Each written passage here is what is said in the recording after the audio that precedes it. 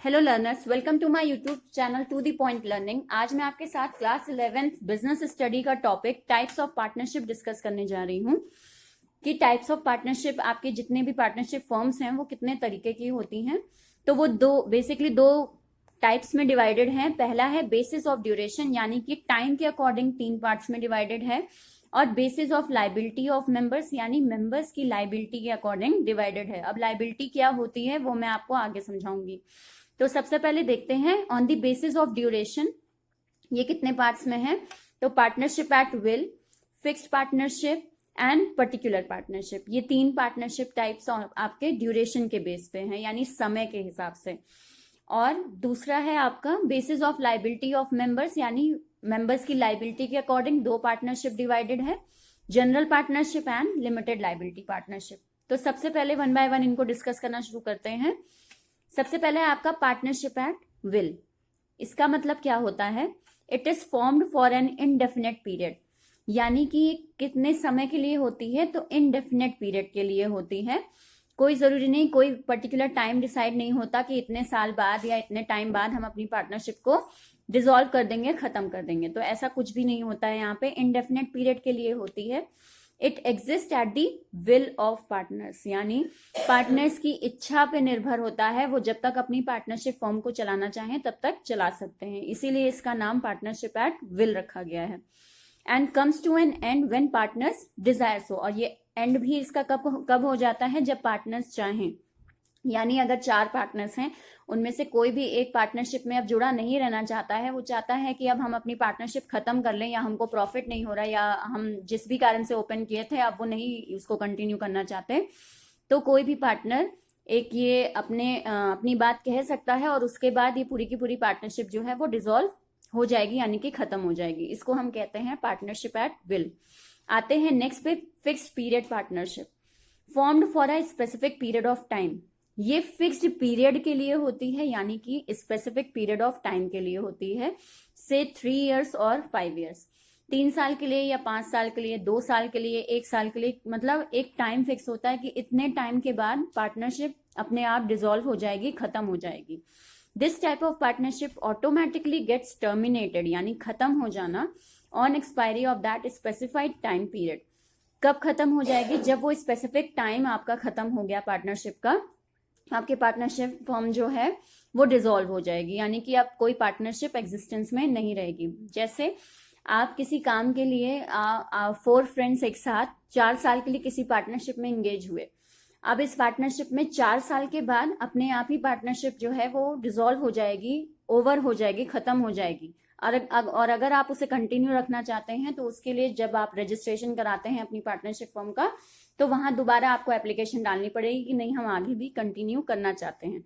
Otherwise जो आपने 4 साल डाल रखे हैं वही 4 साल तक आपकी पार्टनरशिप को एग्जिस्टेंस में माना जाएगा। तो इसे हम कहते हैं फिक्स पीरियड पार्टनरशिप। नेक्स्ट आते हैं ड्यूरेशन में, ड्यूरेशन के लास्ट पार्ट पे, यानी particular partnership. To carry on particular venture, किसी एक स्पेसिफिक काम को करने के लिए, किसी स्पेसिफिक वेंचर को पूरा करने के लिए, या स्पेसिफिक प्रोजेक्ट को पूरा करने के लिए अगर कोई पार्टनर्स आपस में इंगेज हुए हैं, आपस में कोई पार्टनरशिप फर्म चलाना चाहते हैं, तो इसको हम कहते हैं पर्टिकुलर वेंचर। ठीक, वेंचर का यहाँ पे आप मीनिंग प्रोजेक्ट से ले सकते हैं कि किसी एक स्पेसिफिक काम के लिए हमने पार्टनरशिप शुरू की, और जब वो काम पूरा हो गया है तो पार्टनरशिप ऑटोमेटिकली खत्म हो जाए, तो it comes to an end automatically on completion of that venture. इसका एक छोटा सा एग्जांपल लेते हैं। जैसे एक ब्रिज बनना है, ठीक है, उसके लिए 4 पार्टनर्स या 2 पार्टनर्स कह लीजिए कि एक साथ पार्टनरशिप में एंगेज हुए कि वो मिल के ब्रिज को बनाएंगे। अब क्या हुआ कि ब्रिज फाइनली बन गया 1 साल के अंदर। तो अब वो ब्रिज जब बन गया है आपका, तो उसके बाद वो दोनों जो पार्टनर्स हैं वो आपस में पार्टनरशिप में नहीं रहेंगे, उनकी पार्टनरशिप वहीं खत्म हो जाएगी। क्यों? क्योंकि वो किस टाइप की पार्टनरशिप में थे? पर्टिकुलर पार्टनरशिप में थे, यानी केवल ब्रिज को बनाने का एक प्रोजेक्ट उनको मिला था जिसमें वो साथ थे। अब जब वो प्रोजेक्ट खत्म हो गया, वो बन गया है ब्रिज, तो अब वो साथ पार्टनरशिप नहीं करेंगे। इसको हम कहते हैं पर्टिकुलर पार्टनरशिप। नेक्स्ट आते हैं on the basis of liability of member, यानी मेंबर्स की लाइबिलिटी के अकॉर्डिंग 2 पार्ट्स में आपकी पार्टनरशिप डिवाइड है। पहला है जनरल पार्टनरशिप। अब इसका मीनिंग देखते हैं क्या है। इन दिस लाइबिलिटी यानी जिम्मेदारी of all partners are unlimited which means if the asset, यहाँ पे जनरल पार्टनरशिप में सारे के सारे पार्टनर, ऑल दी पार्टनर्स की लाइबिलिटी क्या होती है, अनलिमिटेड होती है। यानी कि उनकी जो कंपनी की तरफ जो जिम्मेदारी बनती है वो अनलिमिटेड है। अब इसका यहाँ पे मीनिंग क्या है, which means if the asset यानी कंपनी के जितने भी एसेट हैं, assets of the firm are not enough then creditors, creditor मतलब जो आपको पैसा दे रहे हैं, जो आपकी कंपनी में क्रेडिटर्स हैं, अगर उनको सेटल करने में यानी उनको पैसा चुकाने में आपकी कंपनी के सारे एसेट्स भी इनफ नहीं हैं यानी पर्याप्त नहीं हैं, तो उस केस में can settle their accounts by having claim over the personal property of the partner, यानी कि क्रेडिटर्स क्या कर सकते हैं, आपकी पर्सनल प्रॉपर्टी पे भी क्लेम कर सकते हैं। इसको फिर से समझते हैं। अगर आपकी कंपनी के एसेट्स, आपने किसी से, आपके दो पार्टनर्स आपस में थे, राम और श्याम ने किसी तीसरे आदमी से, क्रेडिटर से लोन लिया 1 करोड़ का। अब वो 1 करोड़ रुपए चुका नहीं पाए, कंपनी के सारे एसेट्स जो थे वो सेल आउट हो गए, उनको बेचकर भी जो वो लोन था 1 करोड़ का वो पूरा नहीं हो पाया। तो अब इसके बाद क्या होगा कि वो 1 करोड़ क्रेडिटर कहाँ से कवर करेगा, राम और श्याम के घर की जो पर्सनल प्रॉपर्टी है या घर का जो अकाउंट्स हैं या घर के जो भी पैसे या सेविंग्स हैं वो सब भी आपको क्रेडिटर को देने पड़ेंगे, राम और श्याम को क्रेडिटर को देने पड़ेंगे उस 1 करोड़ रुपए को चुकाने के लिए। इसको हम कहते हैं अनलिमिटेड पार्टनरशिप या इसको हम कहते हैं अनलिमिटेड लाइबिलिटी, यानी कि आपको अपनी पर्सनल प्रॉपर्टी भी पूरी देनी पड़ सकती है अगर कंपनी के एसेट्स आपके क्लेम्स को चुका नहीं पा रहे हैं तो। देन आते हैं every partner actively participate in the firm. अब जब इतना बड़ा रिस्क लेंगे तो जाहिर सी बात है कि सारे पार्टनर्स जो होंगे वो एक पार्टनरशिप फर्म में एक्टिवली पार्टिसिपेट करेंगे। जो भी डिसीजन लिया जाएगा सारे पार्टनर से पूछ के उनकी पूरी सहमति के साथ ही लिया जाएगा ताकि किसी को भी कोई भी लॉस बियर ना करना पड़े। तो यहाँ पे पार्टनरशिप आपके जितने भी पार्टनर हैं वो सब एक्टिवली पार्टिसिपेट करते हैं एक फर्म में। इसका बेस्ट एग्जांपल हमें दिखता है इंडिया में। इंडिया में आपकी मेजरली जो भी पार्टनरशिप्स बनती हैं वो सारी की सारी जनरल पार्टनरशिप ही होती हैं। नेक्स्ट आते हैं अपने लास्ट टाइप में जो कि है लिमिटेड लाइबिलिटी पार्टनरशिप। अब इसको देखते हैं। Liability of all partners are limited except one partner. केवल एक पार्टनर की लाइबिलिटी आपकी अनलिमिटेड होती है और बाकी सारे पार्टनर्स की लाइबिलिटी क्या होती है, लिमिटेड होती है। Liability is limited to the extent of their share in the partnership firm. अब एक पर्सन की लाइबिलिटी अनलिमिटेड होगी जिसका मीनिंग मैंने आपको बता दिया। अब बाकी सारे पार्टनर्स की लाइबिलिटी लिमिटेड होगी। इसका मतलब क्या है, इसका मतलब ये है कि आपके जितने अदर पार्टनर्स हैं अगर कंपनी का कोई लोन ड्यू है तो उन्हें केवल उस पैसे को चुकाना होगा जो कंपनी से उन्होंने लिया होगा, केवल उतने पैसे को वो चुकाएं। कंपनी के एसेट्स, अपने हिस्से के एसेट्स वो कंपनी वाले बेच सकते हैं, उससे लोन चुका सकते हैं। अदरवाइज उनको अपनी पर्सनल प्रॉपर्टी नहीं बेचनी है, उनको अपने पर्सनल अकाउंट से पैसा निकाल कर किसी क्रेडिटर को नहीं चुकाना पड़ेगा। इसको हम कहते हैं लिमिटेड लाइबिलिटी। तो बिल्कुल सारे पार्टनर्स की लाइबिलिटी लिमिटेड होती है लेकिन किसी एक पार्टनर की लाइबिलिटी अनलिमिटेड होना जरूरी है। अब आते हैं नेक्स्ट पे। In India it is enacted by limited partnership act 2008। हमारे यहाँ इंडिया में ये कौन से पार्टनरशिप नाम से जाना जाता है, तो लिमिटेड पार्टनरशिप एक्ट 2008 के नाम से इसको हम जानते हैं। उस एक्ट के अंडर ये पार्टनरशिप वर्क करती है। देन आते हैं इसके फीचर्स पे। तो पहला है one partner with unlimited partnership. इस तरह की पार्टनरशिप में एक पार्टनर जो हो उसकी लाइबिलिटी क्या रहे, अनलिमिटेड रहे, ये कंपलसरी है।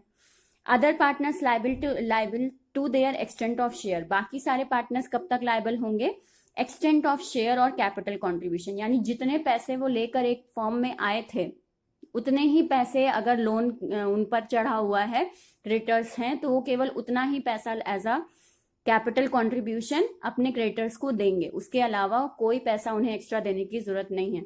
जैसे अगर मैं किसी पार्टनरशिप में एंटर की और मैं वहां उस पार्टनरशिप में जा रही हूँ 10,000 रुपए लेकर, तो केवल अगर कोई लोन चढ़ता है कंपनी पे तो मुझे उस कंपनी को केवल 10,000 रुपए ही देने पड़ेंगे, उससे ज्यादा नहीं देने पड़ेंगे। तो यहाँ बाकी पार्टनर्स के साथ भी ऐसा ही होता है। क्यों? क्योंकि वो लिमिटेड पार्टनर्स हैं। नेक्स्ट आते हैं, they are called special partners. जो लिमिटेड पार्टनर्स होते हैं उन्हें स्पेशल पार्टनर्स के नाम से भी जाना जाता है। Special partner is not allowed to participate in the management. अब यहाँ पे एक चीज है कि अगर आप लिमिटेड पार्टनर हैं, यानी अगर आप स्पेशल पार्टनर हैं, तो आप कंपनी की मैनेजमेंट में एक्टिवली पार्टिसिपेट नहीं कर सकते। यानी कि आपको मैनेजमेंट के डिसीजंस लेने का अधिकार नहीं है। जो मेजर डिसीजंस होंगे वो किसके हाथ में होंगे? अनलिमिटेड पार्टनर के हाथ में ही होंगे। आप सजेशन दे सकते हैं, आप एडवाइस कर सकते हैं, लेकिन आप ऑर्डर नहीं दे सकते। आप मैनेजमेंट में एक्टिवली अपनी बात नहीं कह सकते क्योंकि आप लिमिटेड पार्टनर हैं। ठीक, ये एक चीज पॉइंट रहता है यहाँ पे। दूसरा आते हैं, special partner can inspect the accounts inspect कर सकते हैं। यानी अगर आप कंपनी के अकाउंट्स वगैरह देखना चाहते हैं, उनमें देखना चाहते हैं आपका पैसा किस तरह इन्वेस्ट हो रहा है, कहाँ इन्वेस्ट हो रहा है, क्या चीज है क्या नहीं, तो वो बिल्कुल आप देख सकते हैं। दूसरा, special partner can withdraw his partnership whenever he desire. सो जब चाहे तब जो आपके स्पेशल पार्टनर्स होते हैं, यानी कि लिमिटेड लाइबिलिटी वाले पार्टनर्स होते हैं, वो आराम से जब चाहे कंपनी को छोड़कर जा सकते हैं। दूसरा, स्पेशल पार्टनर्स डेथ, इंसॉल्वेंसी और इनकैपेसिटी।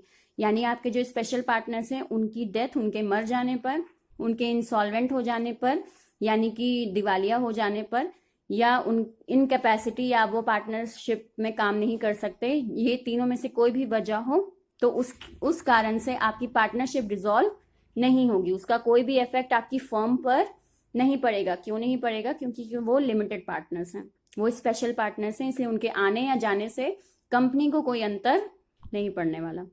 तो ये आपके क्या है, लिमिटेड लाइबिलिटी पार्टनरशिप के फीचर्स। तो आज मैंने आपके साथ टोटल देखा जाए तो types of partnership form discuss किए। ठीक, जिसमें विल था, फिक्स पीरियड पार्टनरशिप थे, particular partnership, general partnership and limited liability partnership. I hope आपको ये क्लियर हुआ हो। अगर किसी को कहीं पे भी डाउट हो तो आप मुझे बिल्कुल उसे कमेंट सेक्शन में लिख सकते हैं। मेरे चैनल पे नए हैं तो उसे सब्सक्राइब जरूर करें, शेयर करें, बेल आइकन को जरूर क्लिक करें और ज्यादा से ज्यादा लाइक भेजें। Thank you and have a nice day.